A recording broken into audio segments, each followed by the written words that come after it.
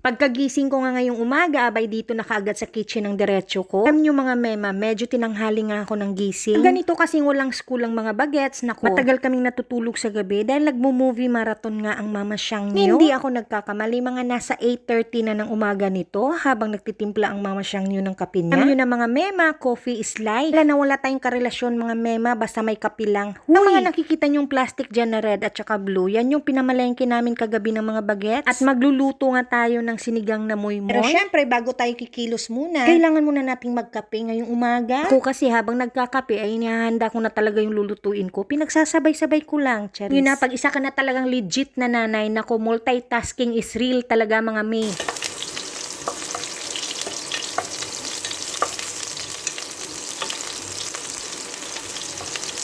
Minsan naman, pag nagluluto nga ako ng sinigang, dinadaan ko talaga sa laga-laga lang. Depende sa mood. Sa mga oras na yan, ang gusto ko ngang luto sa sinigang ko ay igigisa muna. Oh, ayan, wag na tayong kumontra dahil nga yan ang feel na feel ko today. Siyempre, dahil advance nga tayo mag-isip. Gabi pa lang, abay inilaga ko na nga yung mga buto-buto na yan. Para ngayong umaga, abay ready na para lutuin. O diba, pag isa ka na talagang nanay, naku, ang dami-dami mong maiisip na paraan para paano mapapabilis at mapapagaan yung lahat ng bagay. Pag nagluluto talaga ako ng sinigang na moy-moy, dalawang klase ng gulay lang talaga ang inilalaho ko. Yung kangkong at radish. Oh, alam ko iba-iba tayo ng trip ha. Kaya na sa amin yung radish at saka kangkong lang dahil nga naka-budgeting office ang mama siyang nyo. Hoy!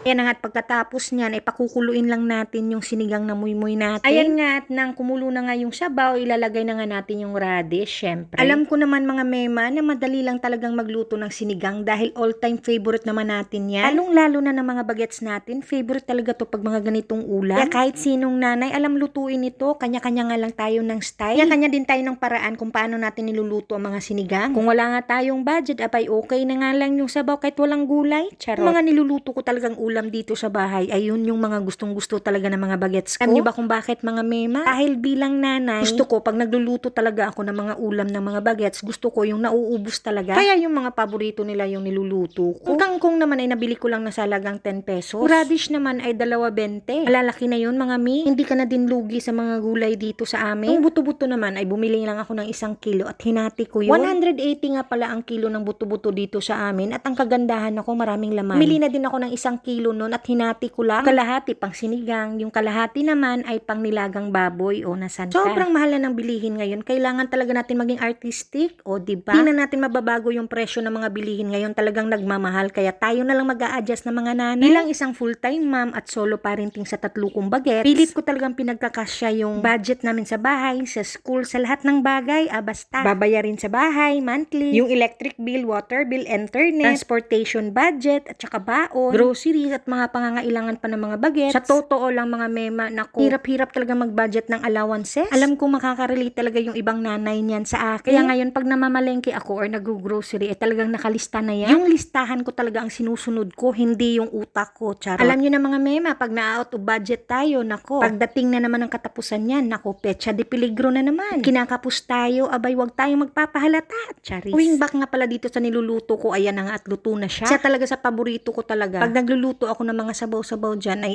eto, yung bagoong alamang at saka ketchup. Try nyo to mga mema, talagang ang sarap talaga pag ihahalo mo siya dyan sa ulam nyo. Talagang mapaparami ang kain yun yan. Pag nasa loob kami ng bahay, walang diet. Nako. So that's all for today. Kain tayo. See you on our next vlog. Bye!